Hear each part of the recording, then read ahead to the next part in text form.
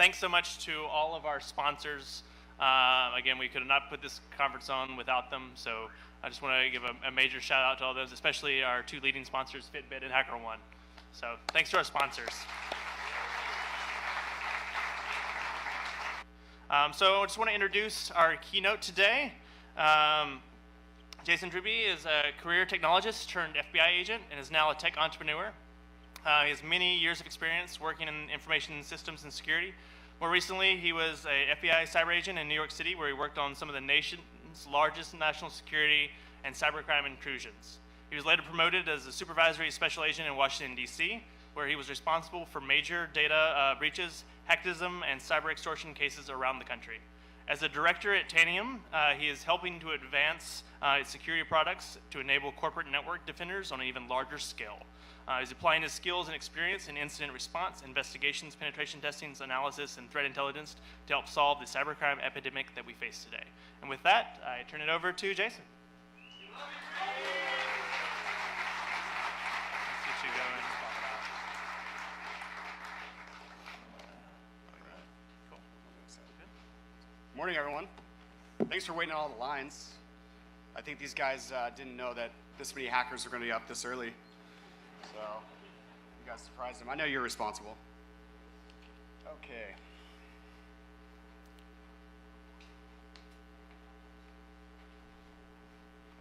Come on.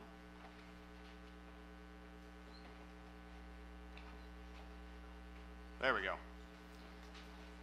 All right, thanks a lot for having me here. I love B-Sides. This is my first time at BSidesSF, though, so super excited to keynote for you guys.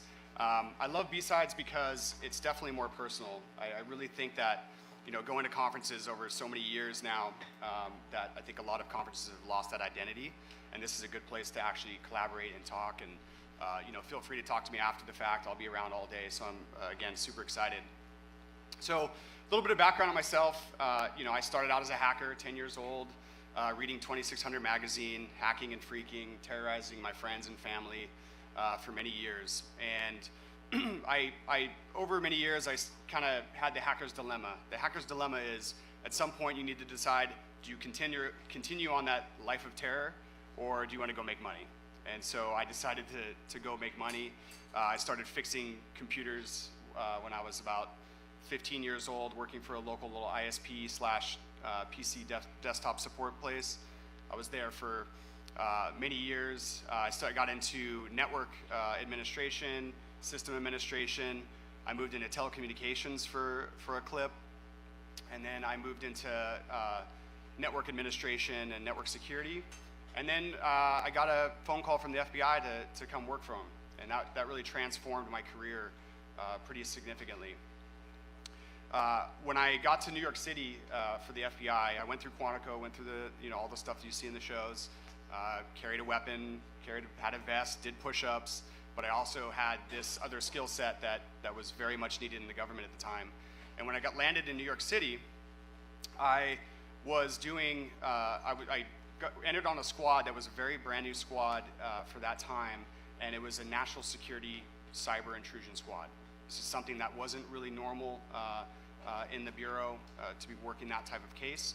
And so I basically had free reign to start developing a program that was actually going to be efficient and work. And so I worked Russia, China, Iran, our top 3 nation states that were hacking the Northeast region quite frequently. And I did that for many years, and I'll talk about some of those experiences in a moment. And then I was promoted later as a supervisor in Washington, D.C., where I started working hacktivism, extortion, large-scale cyber extortion cases, and large data breaches. And so I've been around during all the major data breaches in pretty much the last decade. I've had at least some direct access to them or had some involvement in most of them. And when I left government in 2015, I really wanted to go somewhere that was going to really change the way that I was thinking about how I was doing my job.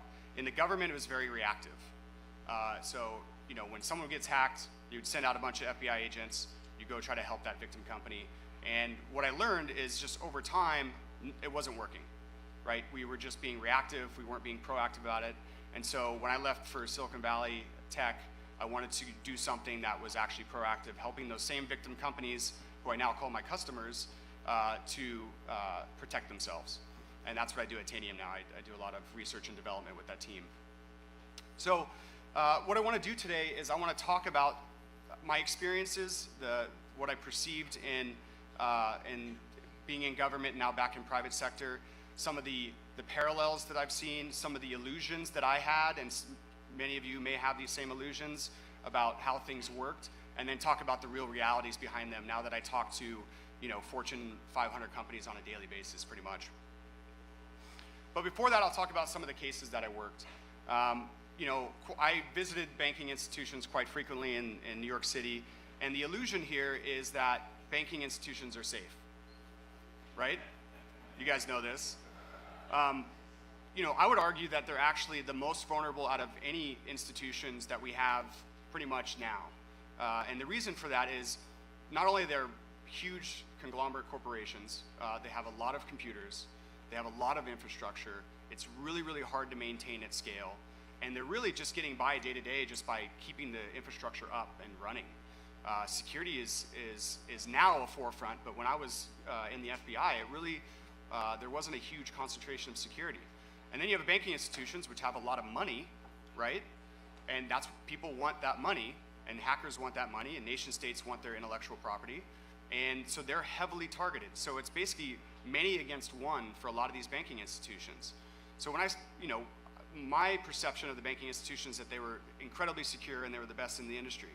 And what I found out is that was not necessarily the case in all the institutions I went to. Now they've completely transformed that industry, and now they understand the threat, but back then they didn't. And even I didn't understand it then. Another case I worked, is probably one of my first cases, was the Times Square bomber, Faisal Shahzad, who dropped a bomb on 45th and Broadway in New York City. And the illusion here was that terrorist organizations were not technically savvy. And this was the first case where that changed the perception of the government. And Faisal Shahzad actually had an IT background. He was using virtual private servers, VPN connections to communicate to the Taliban in Pakistan. And he was very good about his OPSEC, extremely good. And when I finally, one of the, probably the biggest significant discoveries we had in that case was when I decrypted one of his encrypted RAR files that had the actual bomb plans for the bomb. That was pretty significant to show, you know, my superiors that, hey, you know, he was using encrypted RAR files, which doesn't sound that techy or advanced for you guys in the room, but for terrorist organizations, that was pretty advanced. And they've now significantly increased that type of obfuscation and those techniques. So another one was the NASDAQ hack of 2010. This one I can't really talk too much about because I think the investigation is still ongoing. But the illusion here was that, or I guess it's not really so much an illusion, but you know, there was a lot of talk of potentially the trading platforms being compromised by hackers at that time. And so one of the worries was, you know, can you manipulate a trade in a, you know, high frequency trading situation on a platform? What I learned, my illusion was yes. I think yes for everything. I think anything can be manipulated. All the things that I've seen, all the investigations I've done, I've seen hackers do everything to manipulate anything. And it's pretty incredible. But what I did learn about this is it's very, very hard to manipulate a trade when they're doing microsecond transactions, and then all of those trades still get reconciled at the end of the day. So the trades, you know, that you do will get reconciled at some point by a banking institution or a trading firm, and they can detect fraud pretty rapidly. So my illusion there was that it could just easily be manipulated, and hackers are just going to get away with all these trades. That's not so much the case. What you're seeing now is there are hacking teams buddying up with trading firms, and they're trying to manipulate the overall system by getting insider information. That's really where the hacking is happening. It's more for insider information. So that was a surprise to me when I was going through this scenario during that time. Another case I worked was a Goldman Sachs programmer. This is another high-frequency trading case. This guy was working, Sergey Lenikov was working on a high-frequency trading platform that was making Goldman about $500 million a year. And he exfiltrated all the code, not just the code he was working on, but the rest of the entire project, went to another firm, got paid 3 times as much, and then they stood up a high-frequency trading platform back then, which was, took a lot of research and development, and he did it in 6 months. And so the interesting thing about this case is that Aleinikoff actually was freed. He went to the Second Appeals Court, and it turns out when we charged him with economic espionage, there was a requirement in that federal charge, which was that whatever you were stealing from another company had to be a tangible good. Okay, that was the terminology inside the federal statute. And what got determined in that federal appeals court is that computer code was not considered a tangible good. So he actually got away on a technicality. If you read the appellate court's decision on it, basically said he's guilty of stealing this information and going and using it to bring up this other company, but code was not a tangible good, which I thought was pretty interesting technicality. That has now since changed. So code is now a tangible good. And so, if you do steal code, you can get arrested under a federal statute. The latest one that I worked right before I left the FBI was the Iranian hackers that infiltrated a dam in Rye, New York. Have you guys heard about this one? I'm sure some people have heard this. Started looking at Iranian hackers for many years. They were able to infiltrate a SCADA system that was attached to an open Sprint card, and they can manipulate the dam controls. The illusion here was, the news media made it a huge deal, but that dam was actually just a sluice gate that was protecting a small little town in Rye, New York, and it basically held about 4 feet of water. So it wasn't this massive dam that we thought it was. When we first got the intel that it was a dam, we didn't know exactly where. It was pretty scary. I think the federal government was pretty scared about that potential. But the idea behind this is scary, right? I was following the Iranian hackers when they were basically started out as script kiddies, using other people's tools. They started developing their own tools. They became masters at SQL injection, even created their own Havij tool. And they did all of that within about a year, 18-month time frame. So it was really incredible to see their progression and how rapidly they started getting good. Then they hacked this dam and they hacked the SCADA system. While technically it was pretty easy for what they did, they were still able to manipulate controls and get to the back-end controller, which was pretty scary. And that's what led to the Iranian hacker indictment last year. That was after I already left, so everybody got the awards and I didn't get an award. Whatever. It was good work. It was good work for the country, and it was just the idea of the indictments for the federal government. It's their idea of showing that, hey, we know what you're doing, so stop it. And we never got our hands on these guys. They're still in Iran. They're probably still hacking us. I'm guessing to this day. But the point is hey, this is a mechanism for the federal government to show that we know what's happening. I think probably one of the most devastating hacks of my career was the OPM hack. Obviously, all of my fingerprint data, all of my information, all my family's information, all my friends' information got stolen from this hack, and it likely is in the hands of a foreign nation state. The scary thing about this is I had the illusion that my own data in the government was protected in a way that I would expect it to be protected, and it wasn't, unfortunately. Even our FBI systems at the time were really heavily protected. I felt pretty confident about what they were doing, but sadly, all of my actual personal information lived at OPM, which I didn't know until the hack, and now all that's gone. So for the rest of my life, I can't trust my fingerprint on any biometric device for the rest of my life. And I'll talk about a little bit of that when we talk about the future of biometric compromise and things like that. Some of the very, very last things I started working were the hacktivist DDoS attacks on Xbox and PlayStation. Hacktivism has slowed down quite significantly. I'm not sure exactly why. I mean, it was very, very rampant right before I left in 2015, but I've seen a major shift into probably more discrete operations and less. I mean, the problem with hacktivists, the reason why they mostly got caught is because they would tell people what they did. It's kind of basic human nature to tell your friend that you did something, and that's generally how most of them got caught by the FBI. Okay, so I showed you some of the cases. The illusion there about the cases is that I'm this great FBI agent and I was doing all these amazing cases and I was doing good work.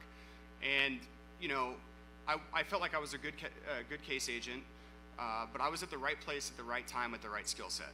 The reality behind what's happening right now in the federal government is they have 1,000 FBI cyber agents that are working just as many cases. I had more cases that I couldn't actually do because I didn't have time, or I had a major workload that I couldn't even ever accomplish in a lifetime. That's how many cases were coming in back during that time. So when people asked me back then, is this a problem? I said, hell yes, it's a problem. It's a major problem, and we don't have enough people working. So for those in the room that are looking at potentially helping government in some way, I mean, they need help. I mean, and they're not going to be the only, government can't be our only savior. We have to save ourselves. We have to use software to save us. We have to use our brains to save us. And what I want to talk about today, thank you, got a slow clap. What I'll talk about today is some of the parallels that I saw being in federal government and now back in the private security, and then talk about some of the realities and illusions that I had. So one of the biggest parallels I saw in both sides, and I see this every day, is the visibility. Most large enterprise organizations, and I say large like 10,000 computers and up, and maybe 10,000 employees and up, have a huge problem with visibility. They have no idea how many assets they have. They have no idea how to protect them. They have no idea whether they're vulnerable to vulnerabilities or security. They have all sorts of tools. They might have the money to buy the tools, but they don't know how to implement those tools. It's a huge, huge problem. It's still a problem to this day. How do you make accurate decisions about risk and about security policy when you don't even know what you have? I've talked to some large enterprise customers. I said, how many assets do you have right now on your network?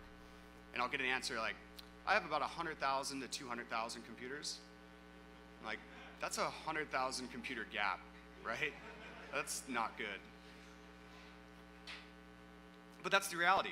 And this kind of excludes some of the banking institutions because they've done a lot in security. But look at some of the large retailers or large medical companies that don't have that level of visibility, and those are major, major problems, right? The other piece I saw, I'm a huge firm believer in the 3 Ps principle: people, process, and product. I would say the majority of customers that I go to or people that I interface with have one of these three things. They might have really good people, but they have no process and no good products, no good tools. They're using, like in government, I used all open source tools for every investigation I did. Some other organizations that are a little more progressive have 2 of these 3 things. They might have really good process and really good tools, but they have no people to use them, right? Banking institutions are kind of like, if you guys want to get a job, there's about 60 to 100 open billets for every bank out there right now, if you want to live in New York City or the Northeast. That's because they don't have enough people. They have the money, they have the processes, but they don't have the people. So you need to strive for your organizations, you need to strive for those 3 things. You should have all 3 of those things working in concert to really be effective. The other one is, principles of basic hygiene. I think, I remember RSA, I think it was RSA 2012, and I was looking at all the sales bros, getting up in front of the mic, and they were talking about the APTs flying in from over here, and the APTs coming up from the ground, and, just waving their hands around, just talking nonsense. And, it was like fear-mongering, basically. And realistically, most of those organizations that are buying those tools, those advanced tools, don't even have principles of basic hygiene in their own environment. It's the same people that are telling me that they have 100, 200,000 machines, right? You need to get those basic principles down first, then you can start going after the APT. So even then, you're fighting a losing battle most of the time, unfortunately. Another parallel I see is the perimeter is you now. It's every mobile device, it's every laptop that's mobile. Most workforces are working from home nowadays. It's really, the traditional network is gone. The perimeter is completely dissolved. And everybody says this in a lot of talks. You've seen it probably for the last couple of years, but it really is true. It's really, really hard for organizations to defend the perimeter now. And it's why there's a concept in security now called microsegmentation. Essentially is we need to segment every single device that we have. And it needs to have access controls specific to that device and that user, and every single individual asset needs to have that. And that's going to be the future. If you can accomplish that, I don't know anybody that's really doing that to scale yet, but that is going to be the future of security, is that microsegmentation. Another one is need for rapid response, and I have a whole couple slides on rapid response, and I'll cover that in a minute. And the last piece is just overwhelming choices. I mean, some of you guys might go to RSA. I mean, look at that. It's kind of disgusting, right? I mean, I can scream up and down and tell you that Tanium is an amazing company, but we're just a little blip on the screen here. The problem is look at like a CISO at a company, chief information security officer. They have to decide which products are going to be good, which combinations of products are going to be good. It's so hard. They can't spend, hours and hours and hours of their day trying to figure this stuff out. It's very, very difficult. And everybody wants the big red easy button, right? I had to, by the way, that's Spanish for easy, if you didn't know. Turns out the easy button's trademarked, so I couldn't put it up here. But this is what everybody wants, seriously. Everybody that I talk to wants this big red easy button, hit it, and I'm secure. I mean, it's the most ridiculous thing. And I know it's a little exaggerated, but I mean, when you really get down to talking to executives in large organizations, that's what they want. They want this big red easy button. And it just doesn't exist. There's no silver bullet. You guys all know this in the room. We're gonna be talking about vulnerabilities all today, how to hack things. I mean, it's just, again, it's many versus one. And it's gonna be a consistent problem, and you just gotta get better, get your teams more tuned, and get better at your processes. So let's talk about rapid response a little bit and some of the illusions that I had, and some of you may share these in the room. Every large enterprise has an incident response team, right? Alerts lead to positive findings and outcomes, right? My favorite title is the Let's Make Alerts Great Again. That's my favorite title of the whole B-Sides, so good on you. All our primary software tools work great, and they scale perfectly. Same company, same team, right? And workflows are simple and auto-magical. Raise your hand if this all fits your organization right now. Yeah, there we go. You guys are lucky. How many people? Like 3 people in the organization, maybe? Right. So what are the realities? IR teams are still in full development. If you exclude, again, maybe the large banking institutions that just have an ungodly amount of money to spend on this, most IR teams are still evolving. The majority of IR teams that I deal with are a former IT guy that knows a little bit about Unix and a little bit about Windows, right? Those are the teams that get together during intrusions. And they change frequently, right? It's really hard to maintain those teams because of breach fatigue, and I'll explain what that means in a couple bullets. One of the other things that I see a lot is alerting is just out of control, right? I mean, the analysts are just flooded with alerts now, and when you saturate the number of alerts, they just become completely meaningless. So I agree, let's make alerts great again, right? I mean, we should be alerting on significant, minimal, false positive alerts, right? I mean, that's the true idea of getting your alerting and getting it working. I feel like bad alerts turn people into security goldfish. That's my term for it. It's like, here's an alert, so I'm gonna go this way. Oh, here's another alert, I'm gonna go over here. It's like tapping the window for a little goldfish. And they never actually accomplish anything, they never get to the root cause analysis, and it burns out your teams. We've also been using really, really inefficient processes. Stuff that we've been doing for 20 years, since I fixed PCs when I was 15 years old. We get an alert, we go find a couple boxes, we go image those boxes, which could take hours, and in some cases for enterprises, they have to fly someone out to a remote location to go do it. Then we take that hard drive back, then we index that hard drive, which takes another several hours, and then we look at it and we find out it's a false positive. So you just spent 2 days, maybe, getting all that information for a false positive, right? And then you just take that hard drive and you stack it next to your desk, and you got a nice little even stack of hard drives, and it's always first in, last out, so it's just whatever the hard drive is on the top of the stack is the most important, and you never get to the bottom, right? I mean, this is very, very standard for most of the teams that I visit, and that methodology does not work anymore. It just does not work at scale. It doesn't even work for normal organizations that are smaller in size.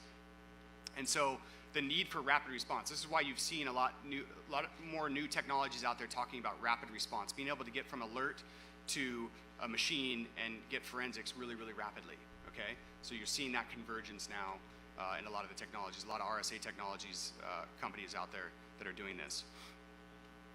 Seeing a lot of customers that need a huge need for tool consolidation. When you're trying to train your team on 10 to 15 tools that all are super complex and require a lot of training, it's impossible. I do a lot of training for my customers at Tanium, and it's hours and hours of training for one tool, just one tool in the tool shed. So those tools need to be consolidated. You're seeing a lot of companies go to tool rationalization to figure out what they actually need to accomplish the job, and that's the the progression now. Teams are. I have a couple of my colleagues actually do a talk on breach fatigue, and what does that mean? It basically means like when your job becomes too cumbersome and too overwhelming, you actually reduce your level of security and you can't effectively do your job. And these IR teams, especially if you've been in a breach, these teams burn out quickly. Because imagine if for any of you that have been in a breach before, a breach scenario at your company, everyone's hair is on fire. You have the board yelling at the executives yelling at their subordinates and so on and so forth, all the way down to the boots on the ground guy that's actually working the 12 to 14-hour days. And they just get burned out. And that's why there's such a change in frequency of the IR teams that exist. So we need to combat that breach fatigue and make sure that our teams are actually working efficiently. A big kind of other illusion is that automation is not possible, or it is possible, or we need an automation or a way to automate our processes. And it's really hard to automate your processes if you don't actually know what your process is and whether you have good processes. Okay? So I do think automation is possible, but when customers come to me and say, I want to be able to automate and quarantine machines immediately. Well, if you automate a quarantine off a bad alert, you might just quarantine your entire enterprise, right? And people want to do this. I'm not even joking. I hear some oohs, but this is a legitimate thing that people have asked me, and it's very, very scary. So you need to have your processes down-packed before you start doing automation. And the last point there was that just because your team is doing well, in an actual breach scenario in a large enterprise, you still have to get information from other teams. So same team, same company is not always the case. And in fact, it's mostly not the case, where you finally get your nugget of information that you really need, and I got to go send that to the network guys, and it drops in a black hole, right? So you need to have, to really be effective, all those teams need to be interacting and ingrained with each other. And that's kind of what I'm talking about on this next slide, is just some suggestions for companies that are trying to do rapid response. You need to have solid playbooks, so solid processes, reduce the security goldfish in the group. Your goal should be to shorten system recovery time. It's not necessarily the investigation every time. When you look at large organizations that just need to keep that machine in production, you need to shorten that system recovery time. Just face it, even though you might be an incident responder at heart and you just want to fix the problem, find the hacker, it's really about getting that system back up and running, okay? Having solid playbooks will also reduce that knowledge drain, because what happens is you have a good IR team for a good couple of years at an organization. They go through breach fatigue, they go through a major breach, they all get exhausted, they go somewhere else, and that whole team will go together. And now you lose all your knowledge from that team. By having good playbooks, you'll reduce that knowledge drain. Some of the alerting that I'm seeing companies go to for metrics are like mean time to patch. How long does it take from a critical patch to the time you actually patch it? And how do you enforce that internally? How do you go from the time that you go from an alert to a triage event? And the reason I say this is because people come to me and say, hey Jason, I have one of the best IR teams in the country right now. I'm like, oh, that's cool. So tell me why. It's like, well, I don't know. These guys just do a lot of work for me. They do a bunch of investigations. I'm like, well, I have no metrics to tell you, how you're actually doing your job. So these are things that are super important, and it's super important for your teams to be better, because now you kind of know, how quickly you can get stuff done. And time is of the essence nowadays. When intrusions are happening in minutes and seconds, you really have to work in minutes and hours, really. Hopefully someday minutes and seconds. Time to remediation and enforcement is another metric that people are doing. So from the time you actually remediated the event to the time you actually enforced the policies from the problems that existed that created the actual event, right? So that's a good metric to have. And then you should have these metrics per business unit, like which business units are the worst or the best, right? You should have that designated in these type of scenarios. The other big kind of area that I like to talk about is threat intelligence. And here's some illusions about threat intelligence that you guys have probably heard, or I experienced several times. Threat data is accurate and easily consumed, right? Super easy. Information sharing is easy, so go do it. That's what the government tells you, right? And attribution matters. I need to know which APT actor is attacking me. And then, of course, machine learning will save all the kittens. That's my obligatory kitten reference. I mean, what's the reality here, right? You guys probably some of you already know this, but the definition of threat intelligence is the application of threat data in its basic form, the application of threat data. Most organizations can collect all the threat intelligence they want. They can store it in huge data lakes, but if you can't apply it, it's completely meaningless to you, right? And not all threat data is equal. A good example, and I hate to get on US CERT because I have a lot of buddies that work there, but the latest Grizzly Step malware report had a lot of controversy around it because there were IPs that were just Tor exit nodes. And the Yara rule that was attached, if you did just some simple Google dorking, you would find that Yara rule matches a Russian criminal forum hacking web shell, right? And now the federal government is going to say that, hey, if you find any of these things in your network, you're hacked by the Russians, right? That's bad, right? I had a time when I was a supervisor at the FBI too, where I argued with an assistant director. It was about an Iranian message that we were going to send out to victim companies that we thought were being hacked by the Iranian hacking group. And I argued with them about a 0-byte hash.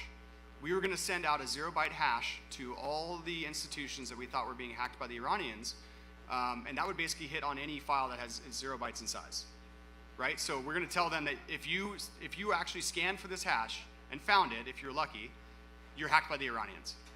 And I argued with them, big time, and we still put it out. We still put it out.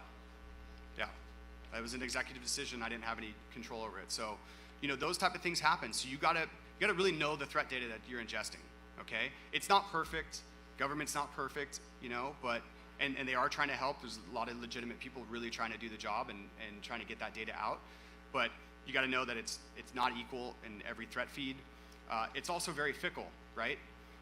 If you look at the Verizon data breach report from last year, they took a lot of threat feeds and combined them and did like some overlap research. And they found that there was only a 3% overlap in all those threat feeds, which was surprising to me because I thought there would be a lot more overlap, assuming that the collections were coming from, bad sources on the internet, bad sensors, right?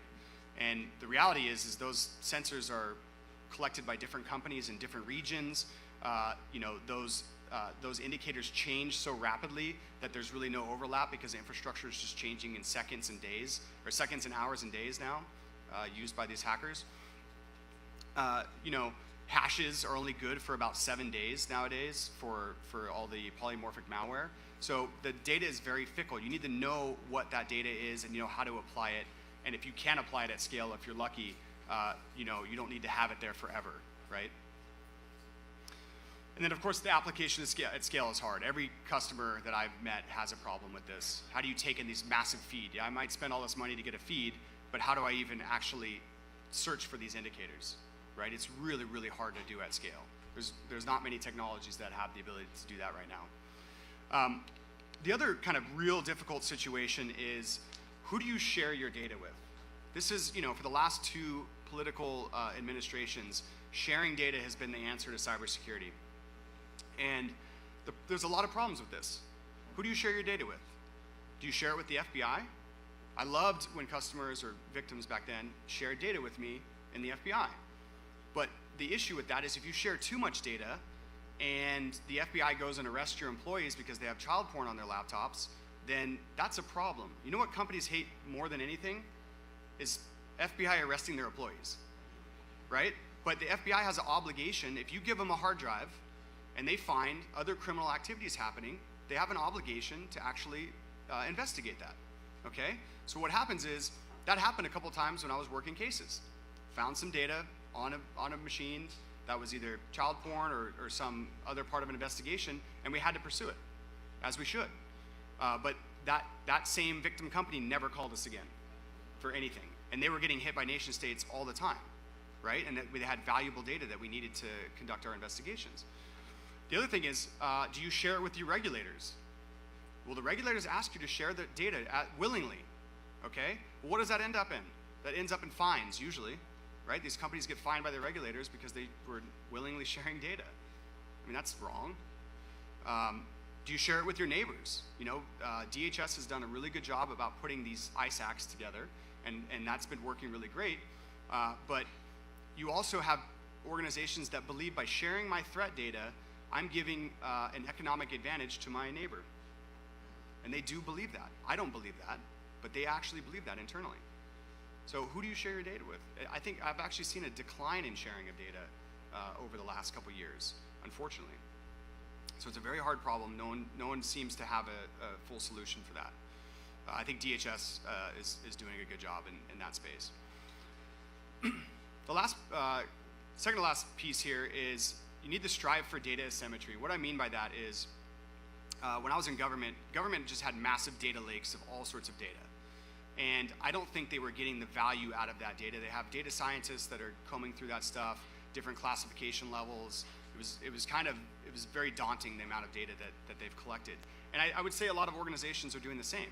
A lot of organizations collect a ton of data, but what are they doing with it, right? Are you getting enough output? Are you getting as much output as you're getting inputs? Probably not. So you need to strive for that data asymmetry. Try to only collect the data you really need to get you that output.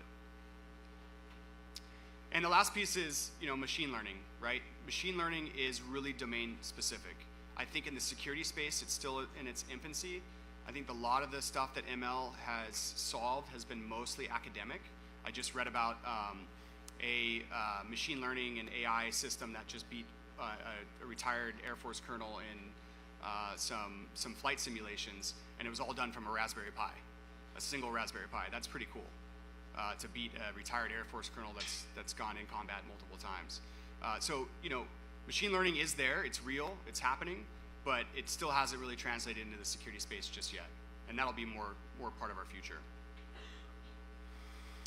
One of the questions, the last questions there was, does it matter, does attribution matter? Here's all the actors that you could be worried about. You have hacktivists, you have criminal organizations, advanced criminal organizations, you have the insider threat, espionage, terrorism, warfare components, kind of those last three are more of the APT type actors. Who should you be worried about? If you look at this graph from the Verizon data breach report, the majority of activity is actually still financial crime. So when you're worried about what you need to protect in your organization, you should be worried about the things that you actually should be worried about, which is mostly financial, okay? A couple more things quickly. Compliance and best practices. This is always fun. This is an illusion that I think a lot of people have, is that compliance saves money, right? And following these compliance and best practice lists will keep us safe, and that my regulators are my Snapchat friends, right? Those are all things that I've kind of, these are again exaggerated, but I've heard these things out of people's mouths. And the reality is, and I'm a huge fan of compliance and best practices actually, but individually, generally speaking, most of the compliance metrics really pose an undue cost and have minimal effect in most environments. And you can ask most people that have to go through these type of compliance audits. But if you combine them, in a combined sense, they are very useful. And I think you're seeing a lot more people kind of following suit in combining these compliance metrics. Now, there's a lot of overlap. There's a big reason why the SANS Top 20 and the NIST Cybersecurity Framework and the ACSC, which is the former ASD Top 35, there's a reason why a lot of those things overlap and they're very basic, is because people are doing them wrong. You would look at those compliance lists and like, okay, that's very, very simple and basic, but it's because these large organizations can't do it. They really are struggling with it. And so they're going to remain basic until we can actually solve those problems. And that's why I always see these big compliance matrix when I go to a customer and they have this massive spreadsheet that you couldn't even put on this, this projector here, and it just talks about where their compliance is and where they sit, and it's really daunting. And the last piece is, who do you report to? I had a lot of people have come to me in government and in private saying, hey, I have this problem, I found this actor, I found this intrusion, or I found this problem, but I don't know who in the government to report it to. And some of them will actually report it to a government agency thinking that other government agencies are talking to each other. So a good example is I had a banking institution report some stuff to one of their regulators, and it actually was more relative to an FBI investigation, and they said, hey, well, we gave it to that other organization. I said, I don't even know who that is and what that organization does. So but they're also confused as well, and I was in government. So it's very confusing. I get a lot of people asking me, where do I get my data when I actually find something, right? All right, last thing, we're gonna wrap this up. So hopefully you learned a few of the illusions and the realities that I've experienced. A lot of the stuff that I've touched on very briefly is actually in deeper topics throughout the couple days here. So if you were interested in any of those topics, there's a lot of stuff around what I just talked about in a deeper, probably a bit more technical presentations. One thing I wanted to talk about was the future. What does the future look like for all of us, and some predictions I have. So definitely see a move for increased application layer attacks. I think we all kind of know this. If you read that Verizon data breach report every year and some of the Cisco reports and all that, most vulnerabilities are targeting application layer and applications. Until we actually figure out a good way to securely code things, we're going to have nothing but application attack problems. All right. OWASP is a great organization that has been trying to fight this for years and just making you better coders. So if you're not part of that organization and you're a developer, please start visiting your local OWASP chapter. We're going to see a lot more cloud host and hypervisor attacks. We know it's all happening. I haven't seen evidence of it yet. We know it's all happening. It's probably already happening now, but it's going to increase, right? As people are moving to the cloud, there's going to be increased, reason for a hacker to attack these type of hosts and hypervisors.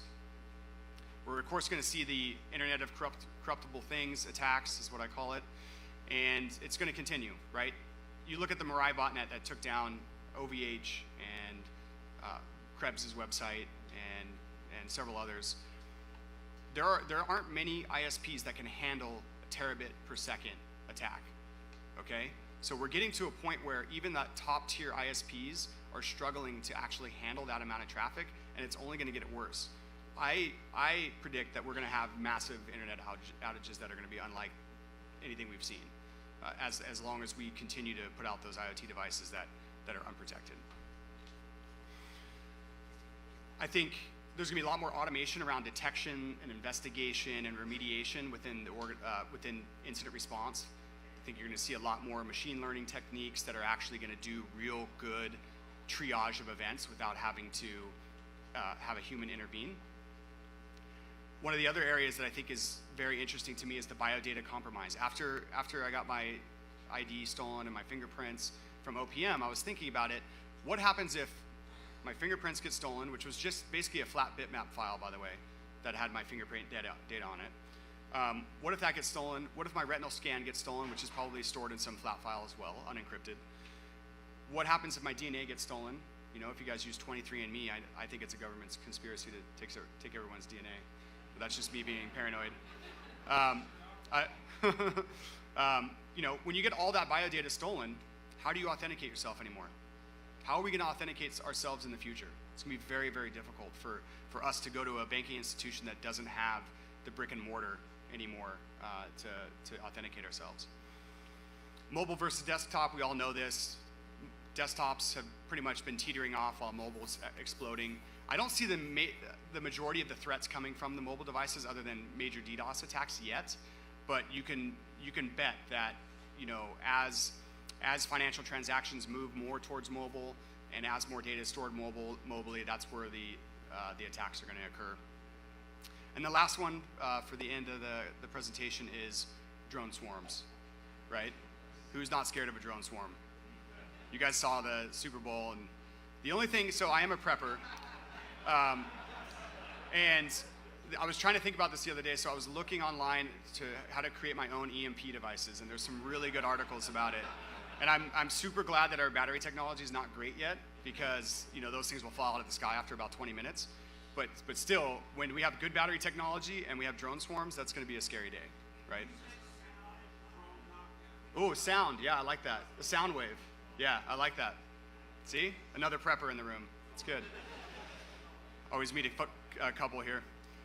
And this is the future. It just basically is showing ransomware on every single IoT device that's out there. You guys have probably already seen that, but it's basically, you're going to have to pay $5 to use your toaster. That's our future. I mean, I know my mom's going to be calling me in about a year. And that's it. I really appreciate the time, guys. I'll be around the rest of the day, and so I'd like to talk to you guys. Thank you. Do we have time for any questions, or is it? We'll do all questions on peer list. So Okay, great. everything on that. Just on behalf of BSides, on behalf of Fitbit, one of our sponsors, want to give you a token of our appreciation. All right. Thanks, Thank guys. you so much. Thanks, guys. Appreciate I'll be around. Thanks. So we have a short break. The schedule's been updated, and then we'll get started with the next talk. So thanks, everybody.